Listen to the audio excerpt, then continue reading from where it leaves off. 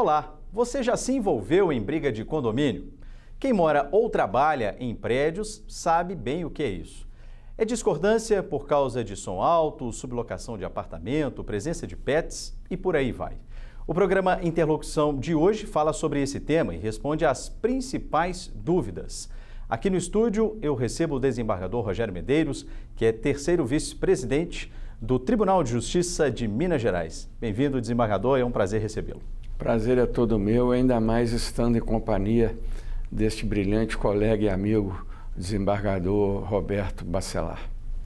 E vamos começar o programa também com a presença do desembargador Roberto Portugal Bacelar, do Tribunal de Justiça do Paraná. Desembargador, também é um prazer recebê-lo aqui no nosso programa.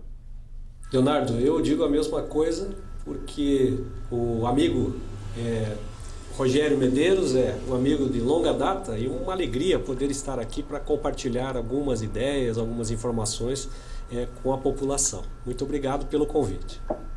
Bom, e a gente começa o programa com a participação da população. Fomos às ruas para saber se as pessoas gostariam de ser síndico ou síndica de onde moram. Vamos acompanhar. Você já foi síndica de prédio? Não. Tem vontade de ser? Não. Por quê? Muita gente para estar em contato, tem pessoas muito difíceis de lidar, sabe? E a sobrecarga muito grande em cima da gente. É muita responsabilidade, uma seriedade muito grande administrar o dinheiro e a casa das outras pessoas. Eu não toparia para mim. Você tem que lidar com pessoas que não pagam, não são pontuais, aí já viu, né? Eu não sirvo para isso, não. O senhor é síndico? Sou, no meu prédio. Tudo no meu prédio eu melhoro. Para pintar, para renovar e tal. E todo mundo acredita naquilo que eu faço.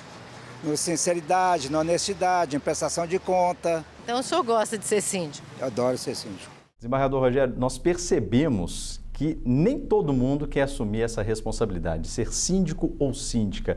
Existem motivos para isso? Olha, primeiramente é o ritmo acelerado da vida atual, sobretudo nas grandes cidades, né? E se as pessoas já têm os seus afazeres profissionais, os seus afazeres domésticos, elas terão pouco tempo para o repouso, para o descanso.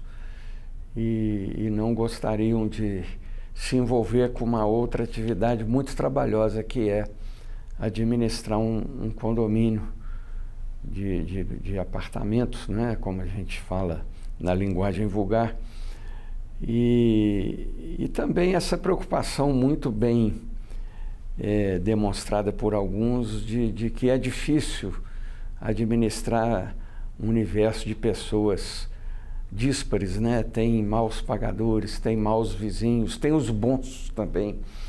E isso acarreta uma série de problemas. E eu acrescentaria também, hoje no Brasil e mundo afora, com essa polarização da política, as discussões exacerbadas até nas redes sociais, eu acho que as pessoas estão perdendo a capacidade de se relacionar civilizadamente. Eu até tive, essa experiência. Eu fiz parte de uma comissão de síndicos, né? Eram várias pessoas compondo nessa comissão e realmente não é fácil assumir tais responsabilidades. Desembargador Roberto, quais são, essas responsabilidades de quem assume essa função de síndico ou síndica? O síndico hoje tem que ser uma pessoa com uma visão transdisciplinar, ele tem que conhecer um pouquinho de psicologia, cada ser humano com seus valores, com suas crenças, com os seus costumes, né? Há aqueles que amam animais, há aqueles que odeiam animais, há aqueles que gostam de usar som alto, aqueles que gostam de fazer uma cozinha que tem um aroma que para alguns é indesejado. Enfim, o ser humano é complexo na sua essência e administrar essa complexidade para o síndico não é tarefa fácil. Tem que saber ouvir, desenvolver uma escuta ativa muito acentuada para que ele consiga ser um verdadeiro síndico. Talvez como aquele que foi ouvido na nossa reportagem, né, ele fala que ele faz tudo de melhor para o condomínio, adora ser síndico. Ele tem que ter essas qualidades, essas competências de saber ouvir, senão ele não vai conseguir ser um bom síndico. Até aproveitando, né, qual que é a experiência aí no Paraná, né, do senhor em relação a esses conflitos? Quais são esses tipos de conflitos mais comuns? Bom, nós já tivemos aqui questão de animais que eu mencionei. Esses dias eu fui fazer uma inspeção judicial, né? Não é comum que o desembargador saia do seu tribunal e vá fazer uma inspeção judicial.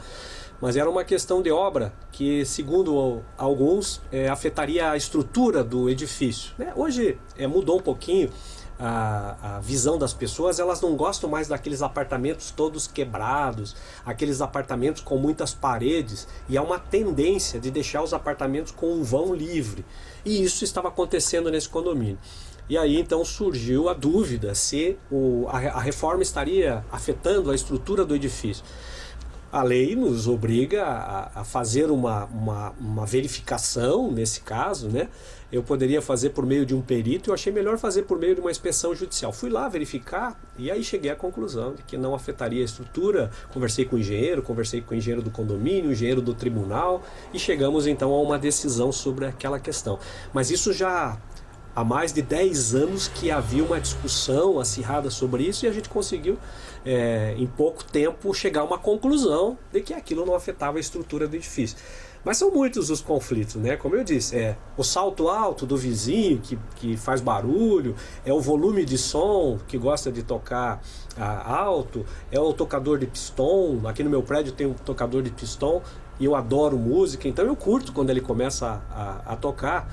Agora tem outros que não gostam de música, então é natural que surjam esses conflitos e o desafio do síndico é conseguir ter a capacidade de administrar e trabalhar cooperativamente em prol da harmonia entre as pessoas. É uma missão muito difícil.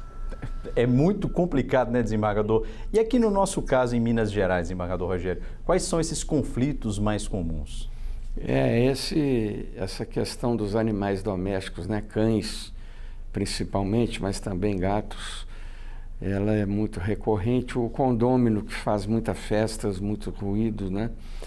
E agora nós temos tido aí, com o surgimento das locações passageiras, né, temporárias, o Airbnb, tem surgido muita polêmica.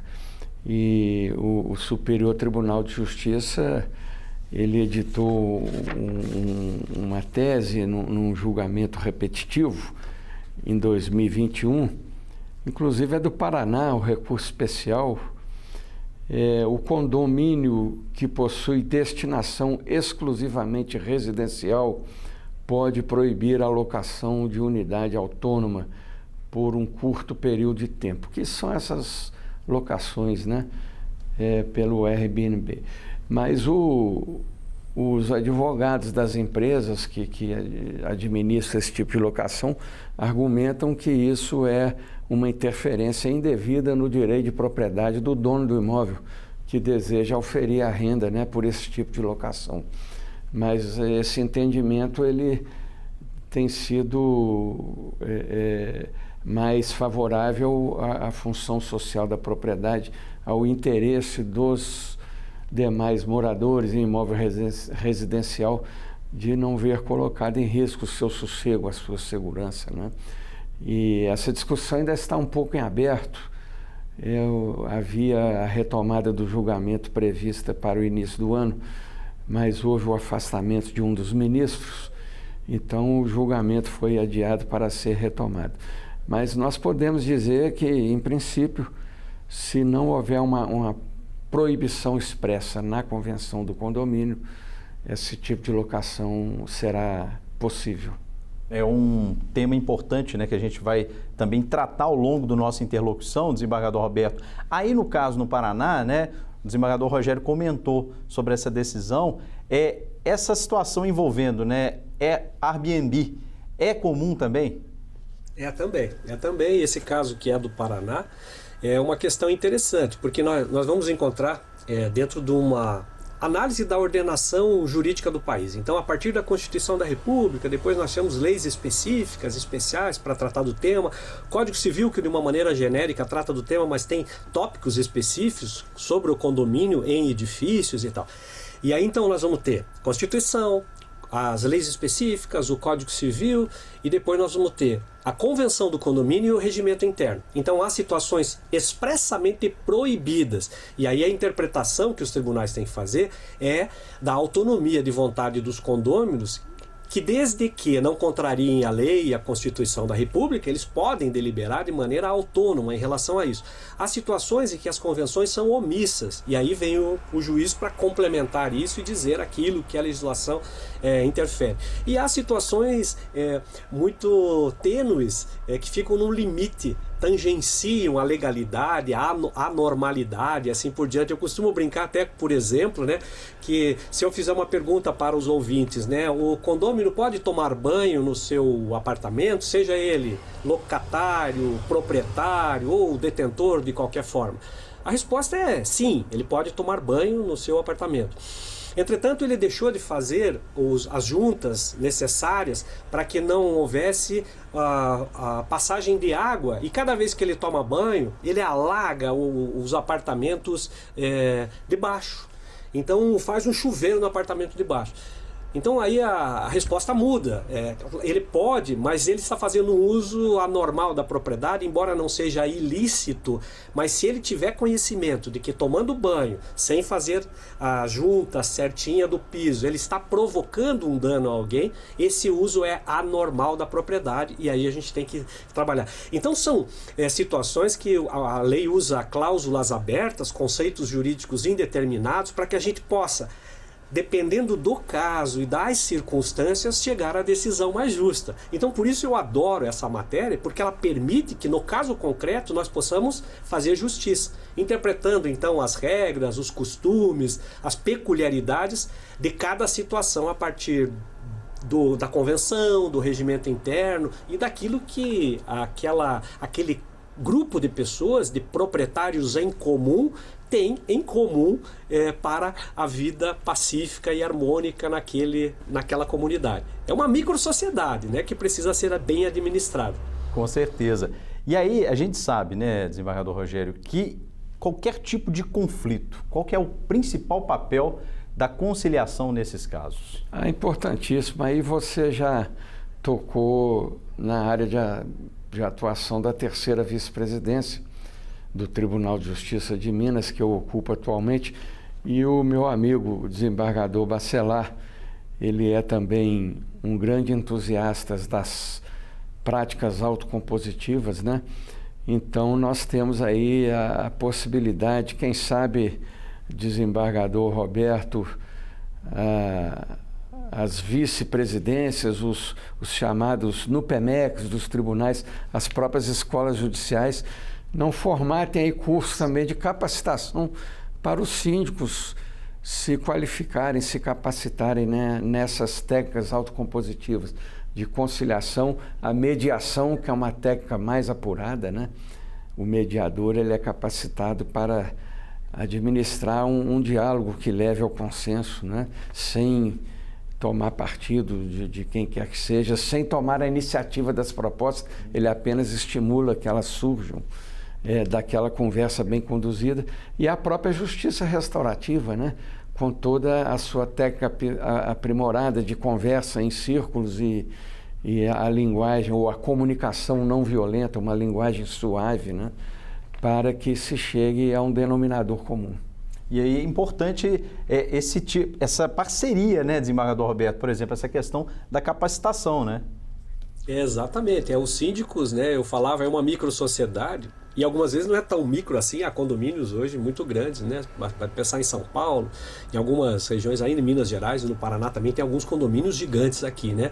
E ele é um prefeito, né? E esse prefeito precisa ser bem capacitado para administrar esses valores, essas crenças, esses costumes e essas disputas e conflitos que acontecem diariamente, né? Então todos os dias o síndico vai enfrentar alguma peculiaridade específica, né? Mas o principal objetivo do condômino é pagar as cotas condominiais, que é o rateio das despesas. Então, ele estando em dia com as cotas condominiais, né, e permite que o condomínio seja bem administrado. Quando tem esses atrasos, aí é o problema. E a discussão hoje que se fala é aquele que, além de não pagar as cotas condominiais, recebe multas por outros motivos e acaba sendo um condômino antissocial. Essa é a grande discussão, né? O que fazer com os condôminos antissociais? Aqueles que sempre recebem multas por volume alto e não baixam o volume, recebem multa por terem causado algum dano no salão de festas ou na academia, enfim, e não fazem a reparação necessária. Esses condôminos antissociais é um problema que também sempre aparece e parte dos síndicos me pergunta, né? Como é que eu faço para expulsar esse condômino?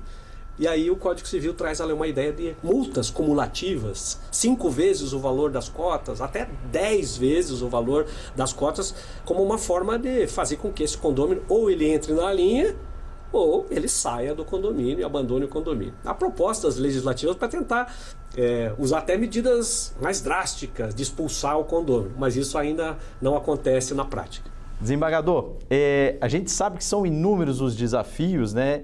O senhor gostaria de deixar uma mensagem também para essas pessoas que assumem essa responsabilidade?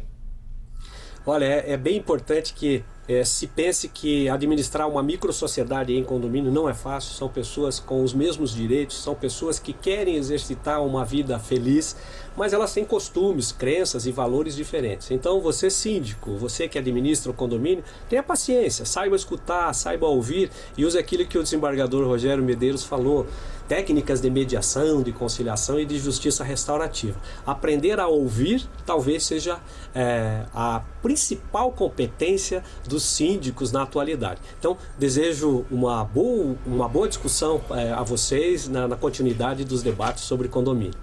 Muito obrigado, desembargador, pela participação do senhor aqui com a gente. Obrigado, eu que agradeço.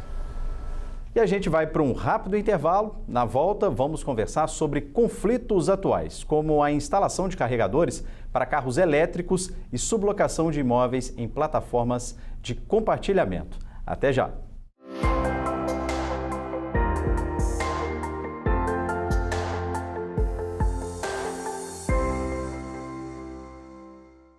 Estamos de volta com Interlocução, que nesta semana fala dos direitos e dos deveres de quem vive em condomínios. Desembargador, vamos falar um pouco dos deveres. Primeiro, sobre a questão da inadimplência, que isso acaba gerando uma certa discussão, né? É um desafio, podemos dizer, primordial também para esse síndico ou para esse responsável lidar com essa situação? Sim, porque o condomínio tem contas a pagar, né? São as tarifas de água, energia, elevadores, os empregados que trabalham no prédio, na portaria, na limpeza. E se algum condômino não honrar, ou alguns condôminos não honrarem esse pagamento, o caixa do condomínio vai ficar desfalcado e acaba sobrecarregando os demais, né? Porque o condomínio inadimplente continuará usufruindo de todos esses serviços sem estar pagando por eles. É até uma ilicitude civil, né? É um enriquecimento sem causa à custa dos demais. Por isso que a lei é muito rigorosa e a taxa condominial em atraso ela pode acarretar o pagamento de multa. Atualmente no patamar de 2%, o projeto de Código Civil, se entrar em vigor, vai agravar até 10%, né, o patamar dessa multa, para evitar que haja essa inadimplência, muitas vezes até deliberada, né? A pessoa tem condição de pagar, mas não paga. E aí, essa inadimplência, né, quais são essas consequências? Essa pessoa ela pode sair desse imóvel? Por hora, não. Ela pode ser considerada um condômino antissocial, né? Nós podemos deliberar já decisões judiciais a esse respeito, que ela deixe de usufruir certas benesses, né, que os demais condôminos utilizam em áreas comuns, deixar de ir à academia e similar salão de festas, né? Mas enquanto não houver uma alteração legislativa, como se prevê com o novo Código Civil, não pode haver medidas mais drásticas. Nós conversamos com um síndico profissional que é o Guilherme César, e ele fala de uma dessas situações, de um dos problemas, que é a questão da lei do silêncio e também da convenção de condomínio. Vamos acompanhar. Não significa que a lei do silêncio prescreve um horário a partir de 10 horas da noite, que durante o dia ele tem que escutar um som extremamente alto. Não, isso também cai no artigo 1336 do Código Civil, que é a questão do sossego comum. O sossego comum não tem hora. Se ele for prejudicado durante o dia ou à noite, esse morador ele está violando a regra do condomínio. Em caso de reincidências, aí sim, buscar outras punições previstas principalmente na convenção do condomínio, quais sejam multa de determinado valor, uma multa de um valor maior e por aí vai. O Código Civil ele é bastante genérico. Então ele fala, por exemplo, no artigo 1336, a questão do sossego comum. Ok, mas a convenção de condomínio ou o regimento interno, eles tecem um pormenor dessas condutas no seguinte aspecto, qual seja, não é só a questão do sossego. Olha, produzir um som, música alta no horário de 10 da manhã ou 8 da noite, aí eles já aplicam a multa tal. Por exemplo, cachorro perturbando o sossego, latindo demais. Então, a convenção de condomínio e o regimento interno, eles têm esse cunho de detalhar o que o Código Civil não detalha. Então, ele pega e traça uma série de condutas onde, por exemplo, ali a gente vai saber, não vai ter aquela dúvida de que pode ou não pode punir um infrator. A gente falou muito sobre convenção de condomínio e regimento interno. Quais são as diferenças, desembargador? A convenção de condomínio, ela aprova o condomínio quando sua criação ela é levada a registro, né? Então, ela tem todas as regras do condomínio como um todo, as frações ideais, as vagas, a distribuição de vagas de garagem. O regimento interno ele já vai descer aos detalhes, né? Por exemplo, se o prédio tiver uma academia, disciplinar o horário de funcionamento, o tipo de traje adequado para frequentar a academia, o dever do condômino, uma vez utilizados os aparelhos, os equipamentos, por exemplo, de musculação, peso, barra de ferro, colocar tudo novamente no devido lugar quando é guardado, né? E o uso do salão de festa, se vai ter que cobrar uma taxa de quem for usar, qual o horário que pode usar, devolver o salão de festa devidamente limpo, né? Depois do evento, isso dá muito problema também. Então, essas questões detalhistas assim, elas vão para o regimento interno. A gente pode voltar um pouquinho agora, desembargador, na questão do barulho, que é um problema número 1 na Justiça Civil aqui de Belo Horizonte. E a gente conversou com o juiz Cássio Fontenelle sobre esses assuntos. Nós temos muito a questão do barulho, que as pessoas confundem muito, né? Acham que a lei do silêncio só vale a partir das 22 horas, né? Das 10 da noite, não. Né? A lei do silêncio vale para todo o transcorrer do dia. Há um limite, né, de decibéis. Vagas de garagem com utilização indevida, né? Às vezes cessão para terceiros que não são moradores do condomínio. E utilização, às vezes, indevida da unidade. Como, por exemplo, a unidade, o condomínio é residencial, a pessoa quer instalar uma loja, vender roupa, vender algum produto dentro de uma unidade que não é destinada a esse fim. São vários os problemas que nós vimos, desembargador. Agora, para a gente encerrar, eu gostaria que o senhor comentasse a questão envolvendo a reforma do Código Civil. Né? De que forma que isso pode impactar? O Código Civil ele está atualizando o projeto, né, em andamento lá no Congresso. Ele está atualizando, detalhando melhor essas questões que elas evoluíram muito rapidamente. O Airbnb é um desses exemplos, né? O Código Civil, ele atento a essa realidade, ele vai fazer uma progressão de penalidades, agravando-os, né? A multa vai poder ser cobrada por deliberação condominial em patamares mais altos em caso de reincidências, para culminar depois de um número X de reincidências numa deliberação para expulsão daquele condomínio. É o que a gente não espera, né, desembargador? De jeito nenhum. Mas, de qualquer forma, No primeiro bloco, o desembargador Roberto trouxe uma mensagem, né, não só para os síndicos, mas também para os moradores. Eu gostaria que o senhor também deixasse essa mensagem final para essas pessoas que assumem essa responsabilidade e também para os moradores que devem ter essa consciência e também cumprir com seus deveres. É aquele postulado kantiano, né, insuperável do filósofo alemão Kant, os seus imperativos categóricos. O meu direito termina quando começa o direito do outro, né? Ah, porque eu pago condomínio em dia, eu posso fazer isso, posso fazer aquilo, pode. Mas no momento em que você abusa daquele seu direito, o outro condômino que também paga a sua contribuição em dia, ele estará sendo lesado. Ele também tem os direitos dele a ser preservados, né?